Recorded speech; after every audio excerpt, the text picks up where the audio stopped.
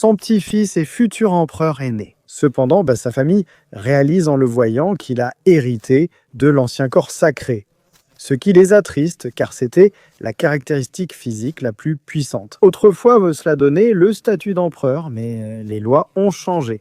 Et maintenant, 10 chaînes restreignent le pouvoir d'un tel corps. C'est pourquoi ils disent au grand-père que le bébé pourra au moins devenir seigneur d'un palais classique. Ici, Proto comprend qu'il s'est réincarné, mais c'est un perdant avec un corps qu'il ne peut pas cultiver.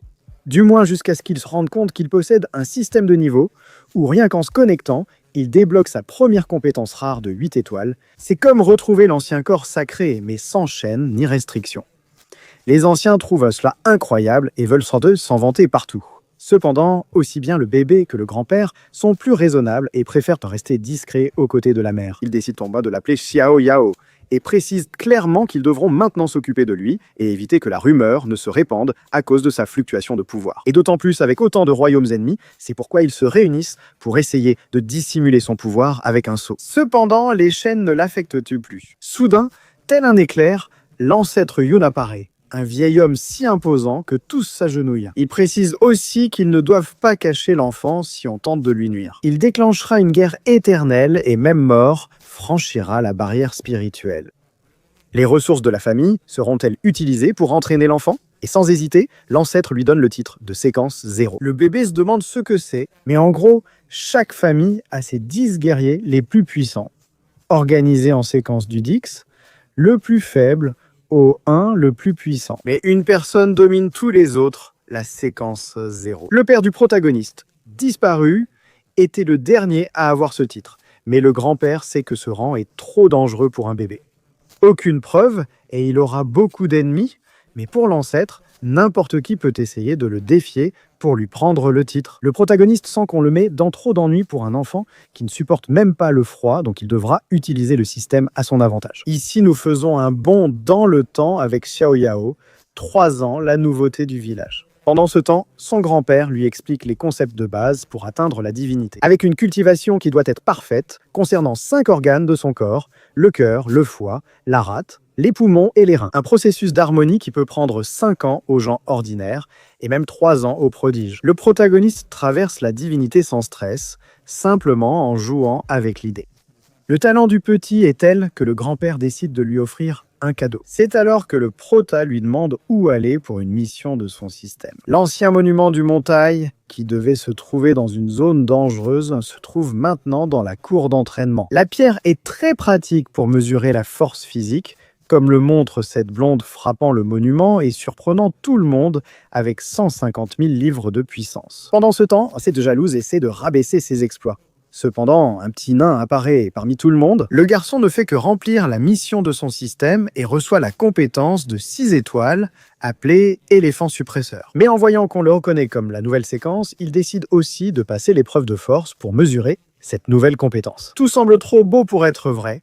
Tous attendent celui qu'ils appellent le nouveau fils de Dieu. Le protagoniste, peu enthousiaste face à la pression, charge sa compétence et son aura grandit, suffisant pour vaincre un prodige. Mais comme le public ne sait pas qu'il n'utilise pas toute sa puissance, ils sont un peu déçus et tout à coup, ils commencent à lui retirer sa popularité. Agacé, il détruit d'un coup de poing le monument pour faire taire tout le monde, car il reste un enfant. Il ne voulait pas non plus agir ainsi, mais son grand-père est fier que son petit-fils continue de s'améliorer. Il le serre dans ses bras et rentre chez eux. Cependant, la blonde est émerveillée par des êtres aussi puissants, ce qu'elle n'a pas ressenti avec la famille de l'envieuse.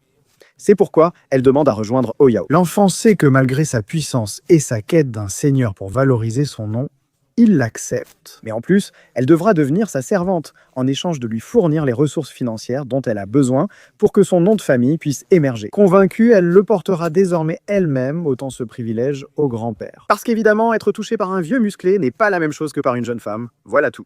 La jeune fille, autrefois envieuse, rejoint vite son clan familial pour annoncer la naissance de l'enfant, avec qui la blonde a fini par s'allier. Le grand seigneur Sanjin apparaît alors, homme arrogant dont la jeune fille est obsédée car il lui procure un sentiment de sécurité. Mais quand elle lui dit que c'est le nouveau fils de Dieu, le type change totalement d'attitude. Il frappe la jeune fille pour s'être attiré des ennuis avec cette famille, c'est pourquoi elle prépare des excuses. Yo se fait réprimander par son grand-père qui ignore son pouvoir. Au monument, le garçon lui explique qu'il peut développer cette capacité jusqu'à invoquer un éléphant divin pour combattre à sa place. C'est fascinant, mais il précise que jusqu'à ses 10 ans, ses pouvoirs et progrès resteront secrets. Ils doivent croire qu'il ne mérite pas son titre. Pendant ce temps, la blonde arrive pour l'informer que quelqu'un veut le voir, car Sanjan apparaît avec sa subordonnée complètement torturée. Montrer ses excuses, mais c'est une tentative pour prouver que c'est humiliant. Le protagoniste ne l'aime pas tout de suite, il discute avec le type pour protéger la fille, mais elle reste trop loyale à son chef et se dit son esclave. Le prota comprend que ce sont de fausses excuses, ce qui énerve l'homme qui veut se débarrasser de la fille si elle ne sert plus. Mais au palais du prota, c'est interdit.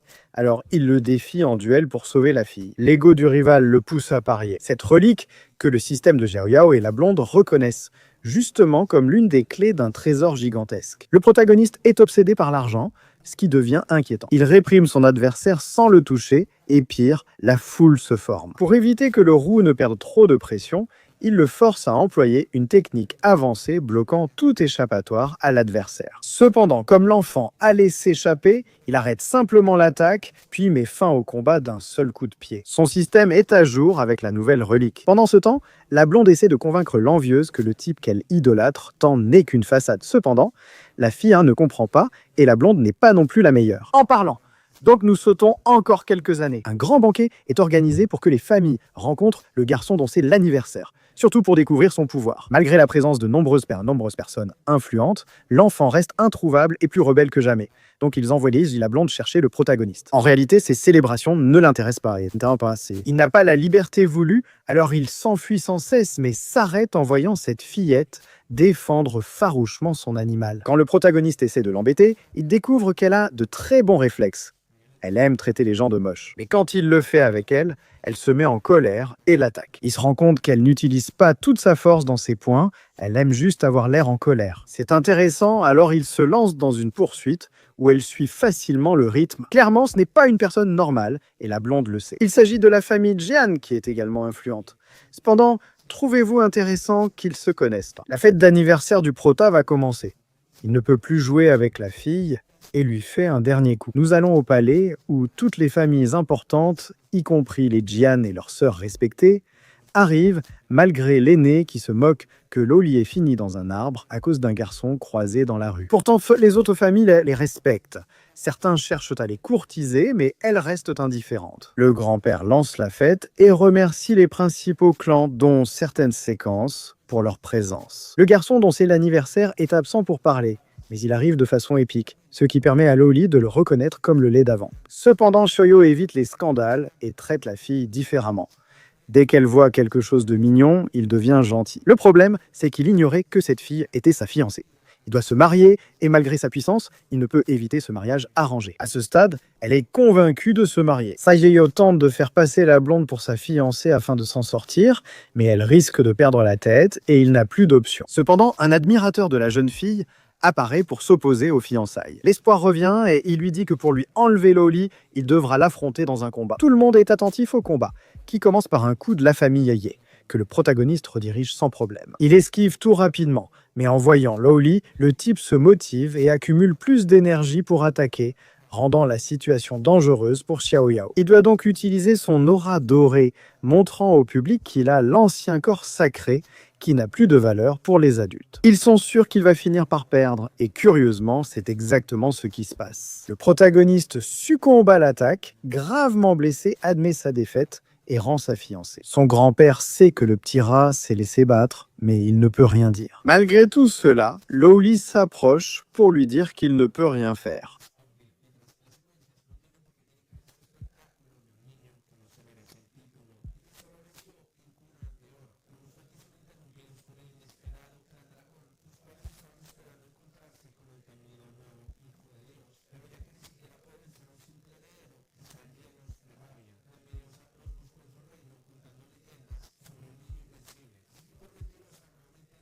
Alors qu'elles sont ligotées, le protagoniste s'interpose, la sauve, puis dit qu'il faut beaucoup de courage pour frapper un proche devant lui. Pourtant, le dragon ne le respecte plus, et l'enfant l'énerve avec ses paroles, car le clan dragon reste les enfants éternels de la famille Yun. L'albinos finit par attaquer violemment.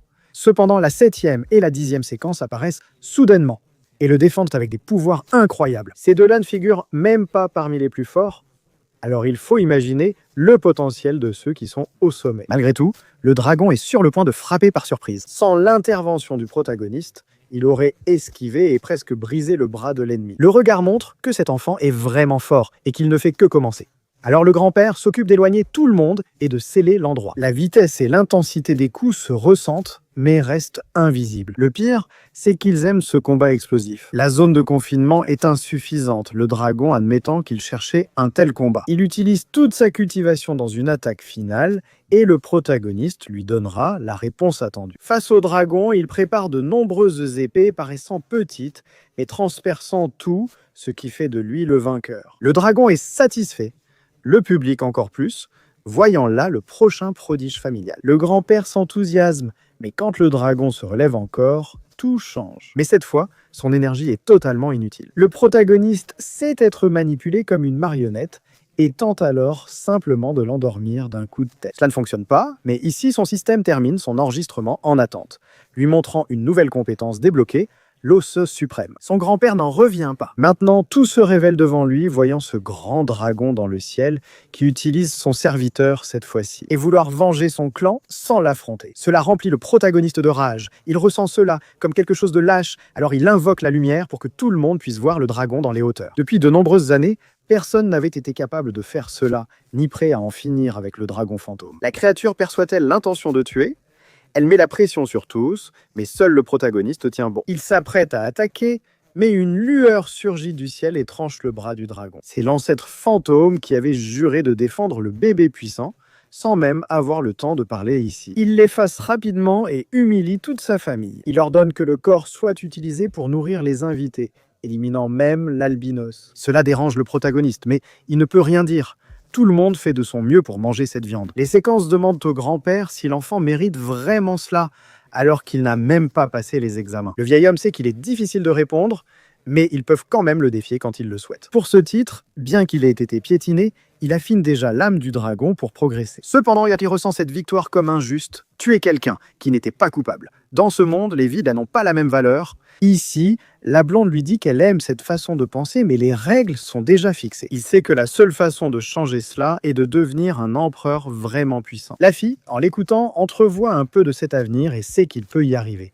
Ici se termine le raffinement. Et il ajoute les nouvelles statistiques. À l'attaque, la défense et l'agilité suprême créent une nouvelle aura et un corps centré sur sa compétence. Le type déborde. Maintenant, sa chair se transforme en un véritable esprit. Pourtant, il continue de renforcer des choses afin que l'os suprême soit complet. Mais pense-t-il qu'il en a assez pour quitter le palais, voyager et s'entraîner par lui-même? La blonde se prépare à le suivre partout. Pendant ce temps, au nid du dragon, le chef suprême est extrêmement en colère parce qu'un des dragons de sa lignée a été tué. Donc c'est un Lon Chao, il veut se venger, cependant l'ancêtre est trop fou pour l'affronter. Cependant, ils savent qu'ils ont un jeune homme très gâté avec l'ancien corps sacré qui pourrait mieux convenir comme cible. Mais pour l'instant, le mieux est d'attendre qu'Otian, l'un de leurs prodiges, termine le raffinement des 7 essences du dragon, et qu'il devienne ainsi encore plus puissant pour tuer l'héritier sans effort. Cependant, la situation évolue. Le protagoniste rencontre l'ancêtre, qu'il perçoit déjà comme un empereur simplement en l'entendant parler. Qu'il ne cherche pas seulement à éliminer ses ennemis, comme n'importe quel autre empereur, mais à changer les règles de ce monde. Le vieil homme, ému avant de partir, lui demande simplement s'il souhaite apprendre la technique d'épée utilisée contre le dragon. Cette arme est le symbole de la famille et la reine des armes, c'est pourquoi la technique fait partie des 5 secrets divins. Un pouvoir aussi titanesque est donc un vrai chaos à maîtriser. Personne de commun ne peut la comprendre. Mais puisqu'il va explorer le monde, c'est la carte de victoire qu'il peut lui offrir. Il doit maîtriser 3 arts avec l'âme, l'esprit et le corps, mais avec le premier seulement, il peut déjà explorer le monde. Alors que le royaume suit sa routine, 3 mois passent et la technique porte ses fruits. Pas si loin de...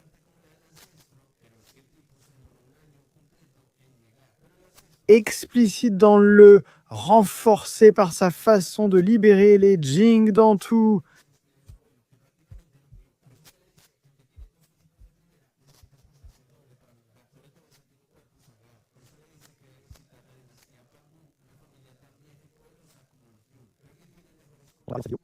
Allons-y avec ce type de corps. Le problème, c'est qu'il devra trouver un moyen d'entrer, car les visites ne sont pas autorisées, donc un nouvel emplacement est ajouté à son système. Cependant, avant de partir accompagné de la blonde, celle-ci lui demande humblement de l'aider, car elle a reçu une lettre importante de sa sœur Yuher qui a des problèmes. Parce que le royaume de son père est en train de mourir et qu'il n'a pas d'élixir pour le soigner, leur seul espoir est le prince de Qinlong qui leur promet de consacrer son argent pour le guérir. Mais la jeune fille sait très bien que c'est lui qui l'a empoisonné pour la forcer à se marier avec lui. Elle en tient compte et veut éviter qu'il prenne les trésors de son peuple.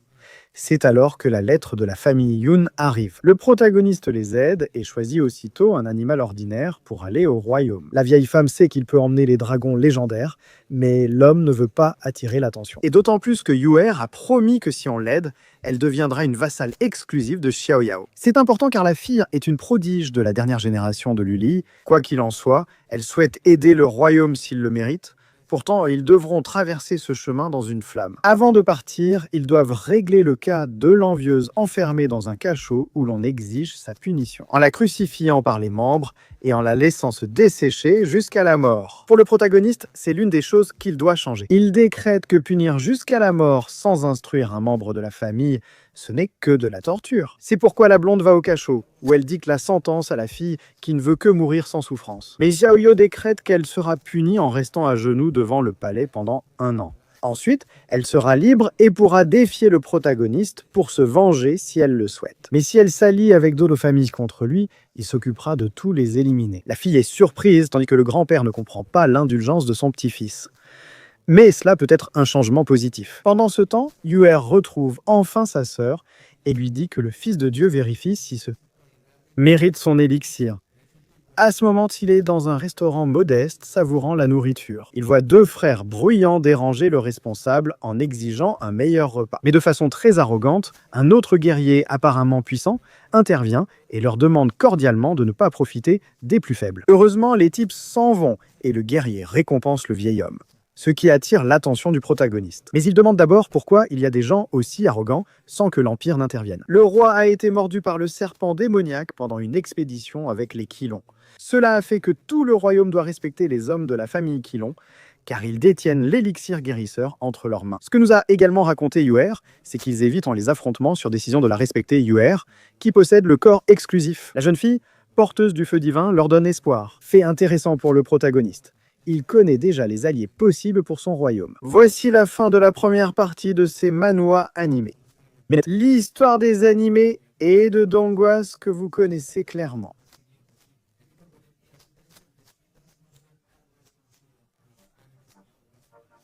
Ce protagoniste, il sera plus fort que ce que nous voyons et continuera à faire évoluer son pouvoir. Et il y a une longue histoire à résumer, on se retrouve dans le prochain résumé. J'espère que la vidéo vous a plu, et comme l'a dit mon père, je vous abandonne.